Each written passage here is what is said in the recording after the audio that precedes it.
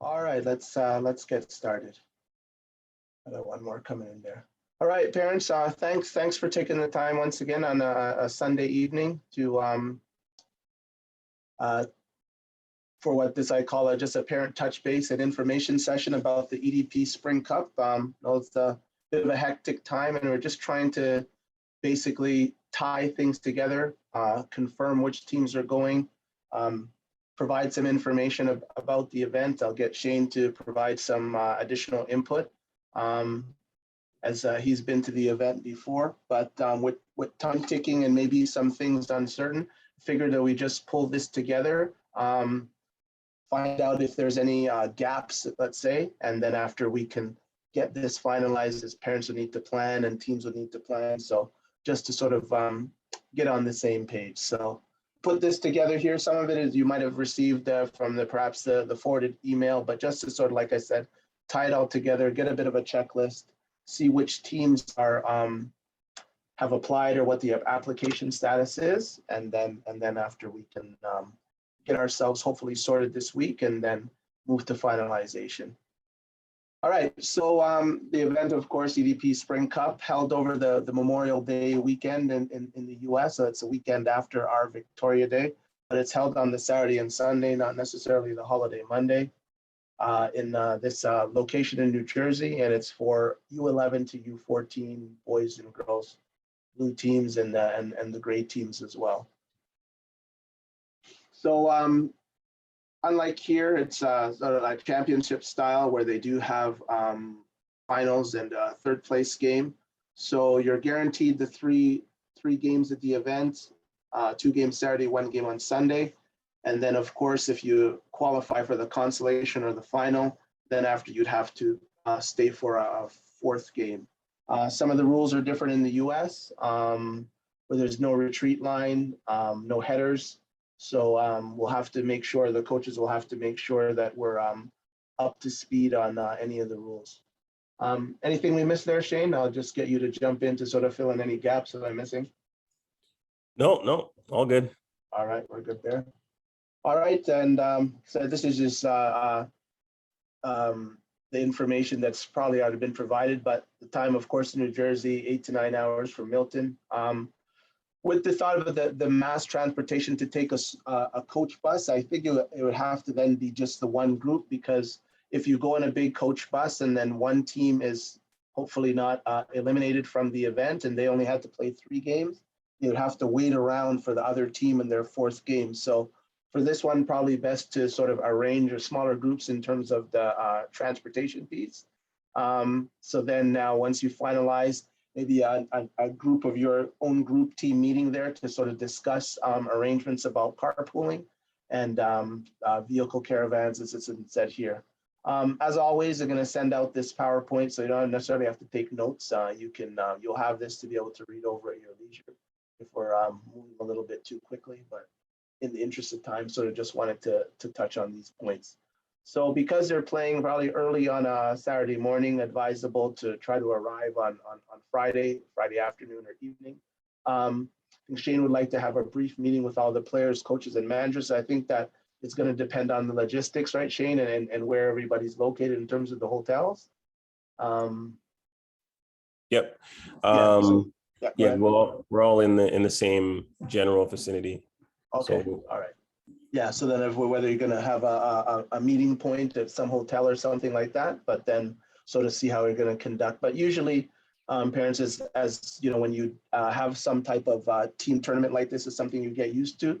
You're usually having a prep meeting on the night before the tournament just to sort of lay out the rules and whatever the coaching expectation is, what time arrival is going to be at the field, if the players are going to stay or if they're going to be, released to the parents afterwards. So just to sort of tie those things up to make sure that everybody understands what the situation is. And then also maybe in certain situations where some families or parents can't get enough time off work, so maybe they're going to be arriving a little bit late. So pass on that communication to the coaches and the staff so nobody's worried about, players that haven't necessarily arrived, thinking that, that maybe they, got delayed or something happened to them along the way.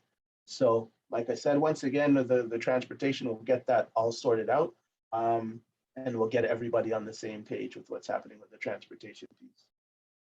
The hotel, so I have a summary after that Shane has provided me with regards to the hotel or the hotel block. So part of this also is to sort of determine which of the teams still require hotel rooms, and if so, and then maybe, I think maybe some coordination if there's some families that have kids in 2 teams or a couple of different age groups that are attending this event, to try to see how that can possibly be coordinated as well. So with the U.S. tournaments, parents, it's they always usually have a booking agency. So you just Holiday Inn and everybody's on their own. They connect with these tournaments, and I think that's some type of revenue sharing that they have. So usually you have to book through this application service, or they want to accept your application. So Jay said that it's very secluded. So so that the transport then, Shane, will be about 40 minutes from the hotels to wherever the field or venues are. Yeah, Tuckahoe Turf Farms is they cultivate grass or turf for the NFL, Major League Baseball, MLS, and one more. Anyway, so it's a massive property, acreage of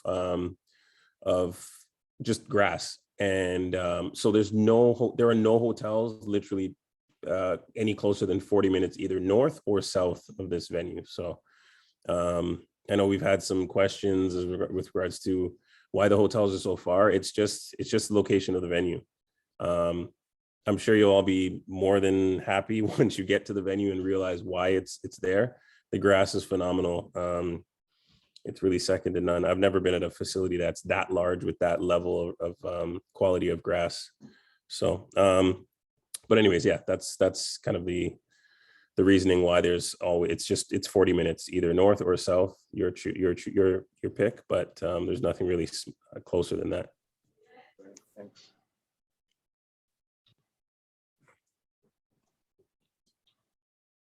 All right, so with regards to the meals, depending on the venue that we're in, might offer the free breakfast for us guests, and then also some type of kitchenette or some type of outdoor gazebo or meeting space. So once you tie down the details, then the teams can get together, or multiple teams, to sort of figure out maybe cost-effective strategies with regards to meal preparation, and then the timing, of course, based on whatever the schedule is going to be. So I guess, Shane, we have to ask Alan and the crew as to when potentially, do you know when potentially the schedules are going to be released? Yeah, they don't know yet. Like for instance, we're taking my girls 07 team down near the end of April, and the schedules were just released. Actually, no, the schedules weren't released yet. They usually release the brackets first about 3 weeks in advance, and then maybe a week later they release the schedule. So yeah, okay. So maybe I'll make a note to see if we can follow up with EDP to sort of see when the potential date for the schedules are going to be released, and then at least we can pass that information on to the parents then in terms of when they can start to make their final plans, because of course that the schedule will be important, right? To try to coordinate other activities then. All right, so we'll get that schedule thing there.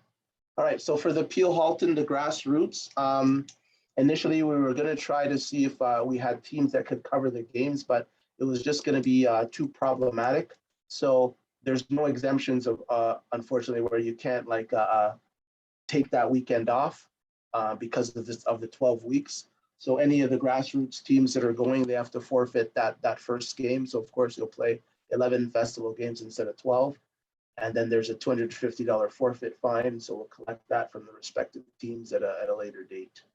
The under 13 plus teams, of course, they're not in the same situation, but we've submitted the tournament dates as what we call an exemption date to the league. So as long as it's scheduled properly, you shouldn't have a game the day before the tournament or the day after. So we won't have to worry about any conflicts with regards to scheduling for those teams. Travel permit, parents. So this is just that anytime the team wants to travel outside of our district, they need what's called a travel permit. There's certain information that the managers have to be able to provide and to get this permit approved. So it's hosting, and then after the travel insurance as well. and then they send it across to me. I approve it. It goes to the district, and then it's approved. So this is something in terms of the guidelines or specifics. Like I said, especially when traveling outside of our district. So it's just more FYI. The travel insurance, of course, they want confirmation that there's health and travel insurance for the athletes that are attending. So this is something that we've instructed the managers that they get from an Ontario soccer partner called Hub, that they'll get the travel insurance. So they'll need the name, of course, of the athletes, and might ask for some additional information to be able to get that travel insurance for the weekend. There's some teams, of course, that it's early on because of the pandemic. They haven't raised enough funds yet. So for those teams, I'm asking, just let me or the club know, and we'll make the necessary arrangements to pay up front, and then the parents can reimburse the club after once they take care of the application process. So we get to a stage now, especially with the coaches then, so establishing a budget for reimbursement of reasonable out-of-pocket expenses. So for the food, coaches might just eat with the team, whatever their hotel or accommodation is. And then there's some reimbursement for travel in terms of the mileage. And then the head coaches coaching multiple teams, I think that's Rick. Then the teams will then split those costs afterwards. Sorry, there's a question in here. Right, yeah. Yeah, there was a direct message about if parents are then, of course, sending their child either with another family or only one parent traveling, then they'll need that that permission letter. So Shane, maybe you know based on your work at Customs, you have to fire that over to the parents. I think there's some type of draft letter that they can use with regards to that crossing the border unaccompanied minor or something like that. Yeah, I can send that out. I have it saved. It's just a template that CBSA provides. Right. Yeah, thanks for that, Natalie. Appreciate it. So manager's checklist, the tournament application, the registration fee, travel permit, travel insurance, hotels, transportation choices or arrangements, and then trying to work out a tentative maybe itinerary with your coach, and then of course follow up with EDP for the final schedules. So this is what I have in terms of the summary, hoping that this is going to be correct based on the information that we have. So the under 11 boys blue, Xavier confirmed. Under 11 boys gray, I have uncertain with that group there. Under 12 boys blue confirmed. Under 12 boys gray's team not going. 13 boys blue confirmed. 13 boys gray uncertain as well. 14 boys blue confirmed, 11 girls blue uncertain with that group, and the 12, 13, and 14 girls all confirmed. For anybody on the call, is there any updates with regards to any of these groups that might be uncertain, especially in the 11 boys and the 13 boys gray?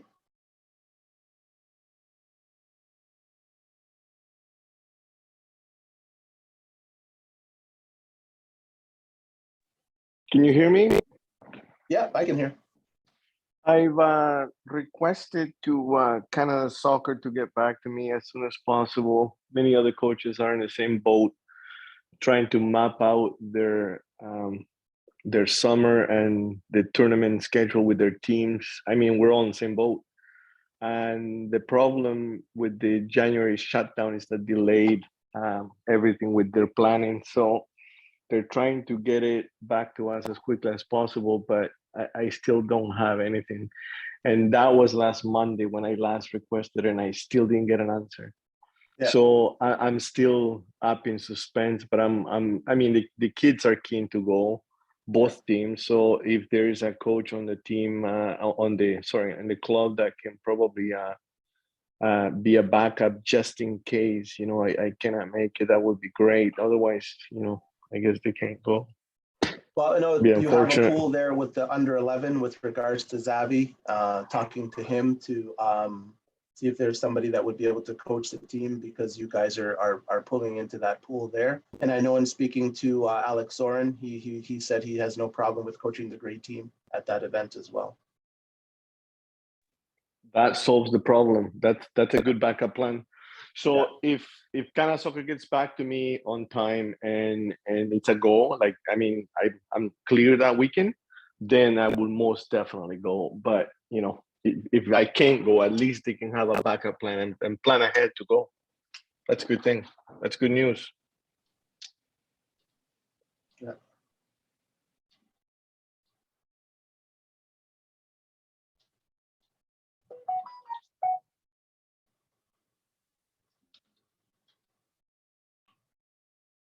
All right. So make sure that I get this updated and confirmed with regards to those groups.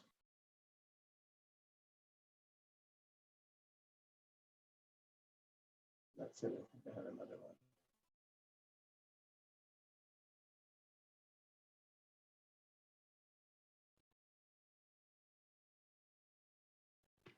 So question from the under 11 girls team. So if any of the parents are on the call, if you could hang on afterwards, and I can give you an update with regards to the under 11 girls.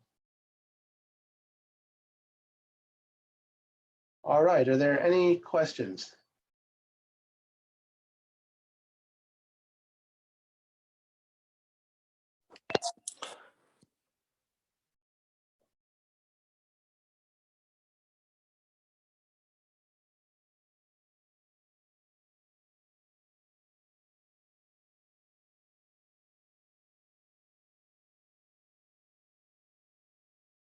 I just answered a couple of questions in the chat.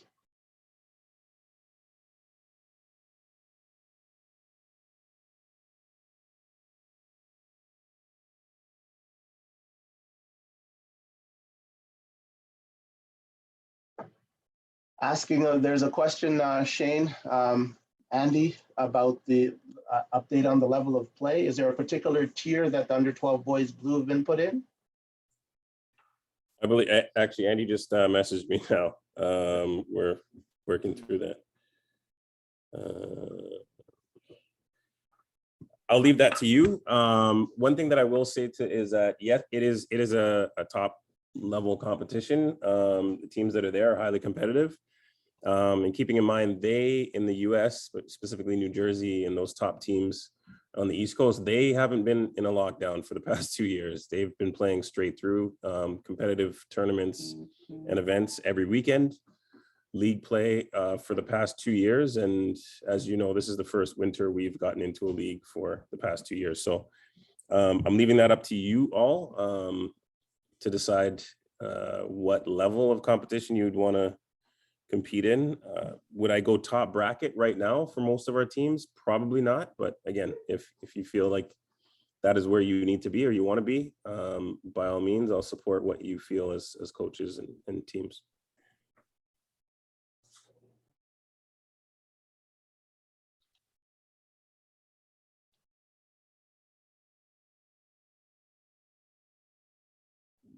Shane, do you expect the coach to give you input on the bracket that the players should go into? Pardon, can you say that again, Carlos? Are you expecting the coaches to give you the input about what level of competition the team should go into? For example, the U11. So there, I'm guessing there will be in Canada's target or development. In the United States, it's probably a different thing, but let's call it 1, 2, 3. So 1 being the absolute top bracket. Are you expecting us to give you a feedback as to what level of competition is recommended for each team? Yeah, I'd appreciate if there was a discussion. They actually have 6 there. You have the option of 6. There's top bracket, highly competitive, strongly competitive, competitive, less competitive, and least competitive. So they have numerous tiers. Okay, yeah. Fair enough. I'll send you an email regarding that. Okay, thank you. Thanks. Just some questions coming through, just in case I need to apply it to the entire group. Let's see here. There's a question about the summer kits or summer uniforms. So you might have noticed I sent out an email recently with regards to outstanding items. So I'm trying to get the outstanding items cleared up first. before we can go into the summer kits for the, if you want to call it, the returning players or the players that played last year. All of this stuff has already been ordered from Puma, and it's at Soccer World. So knock on wood, we're hoping for a quick turnaround. So I'm saying late April, early May for the grassroots teams for their uniforms or their kits. That answers that. With regards to the hotel, there was a question for the green light. So that should be coordinated through the team manager. They have the block, and they would go and book the hotel, except for the teams that are, I guess, uncertain at the moment. As soon as we can get clarification, then after we can move forward with the hotel blocks. Younger age groups, 11v11. No, the younger age groups are playing 9v9, only under 13 plus. The under 11 gray, hopefully get confirmation in the next day or so, as long as we can get confirmation that there's a group that a coach that can coach the group in Carlos's absence, then we're ready to go there. Says here, is there a date that we had to be registered? We have a very good relationship with EDP, so they've already held spots for our teams, and we just have to confirm those spots. And any other one. Someone asking what tier the under 12 girls are in. Shane, you have any idea? Rick? I believe it's 2 or 3. I can't remember with the 3 age groups, but we're not in the first division. With my experience going down for the first time, it's not a good call. We went down there for the first time in the first division. We lost every game. And then the next year we went back, obviously, and won the whole tournament. But I think for the experience for the girls, we have them in very competitive, I believe, for this group, for the U12s. So And Rick, then I know a question. Sorry, someone there? sorry, I was just going to say, Rick, I know for the U13s, we're in the third one, highly competitive. So your U12s, I would imagine, are in number 2. Oh yeah, that's the one, highly competitive. Okay, so that's the 3. Again, it's like Shane said, they've been going for the past 2 years. We're just coming out of our shell again. To go down there to compete, could we? Maybe, but you know what? We want the girls to have a great experience. And honestly, our first goal, even when we were ready, wasn't a great experience. So I decided that's probably the route to go for this round. When we go back next year, we'll see how we do this year, and we can move up every year. We can move up a division. So there's a couple question here about the under 12 white and the under 12 and under 11 white team. As far as I know, it was only the gray and the blue that were going to this this event, because we couldn't send all of the teams to the event, and especially in terms of the competition or competition level.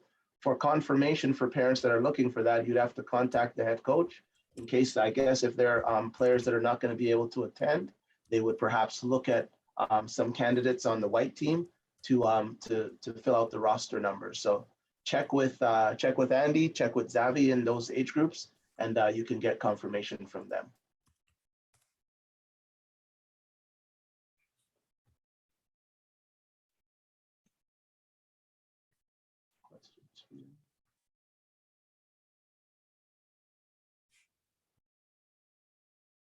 Then Angelica with the managers, anyone have rooms at the DoubleTree that they can release? The girls under 13, they need 2 rooms. So I Shane, if I guess we can tie that together with maybe the different properties that that the teams have been assigned. So maybe there had to be a little bit of coordination there with some of the managers in the hotel rooms to make sure that all of the parents have them and all the managers have a block. Yeah, because what they're doing right now, guys, for those who are new, if you're booking, for example, we need 19 rooms, but we've booked that on a few properties. And if other managers are doing that also from other clubs, that means that potentially there's rooms booked that will not be used. So if we can get maybe a doc stating which teams are where, if there's another team that doesn't need those rooms, I will gladly take them. Otherwise, I need to move parents who aren't booked onto a different property. All right. Okay, so good. Maybe I'll add that. All right, under 12 is Hyatt House. Thanks for that.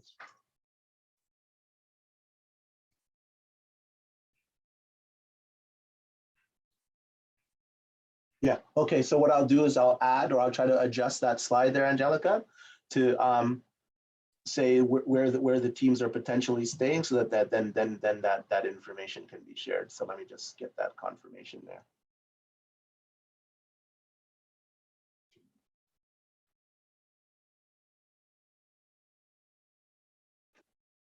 All right, anything else in the chat? I think so. All right, 7:30. All right, parents. So any other additional questions? Go through your managers or coach, or drop myself or Shane the line, and we'll try to get back to you as soon as we can. But like I said, this week I'd like to get this finalized, tie this up, answer any additional or outstanding questions, so that parents will have a better idea of sort of what the plan is, and then can start to finalize their plan in advance of course, the schedule release.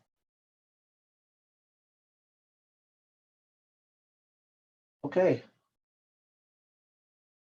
All right, everybody, I appreciate your time. Like I said, if there's anyone from the recording be available, I'll try to get Shane to pull off the recording. It's yeah, it's being recorded, and then send that across if you can help me out with that, Shane.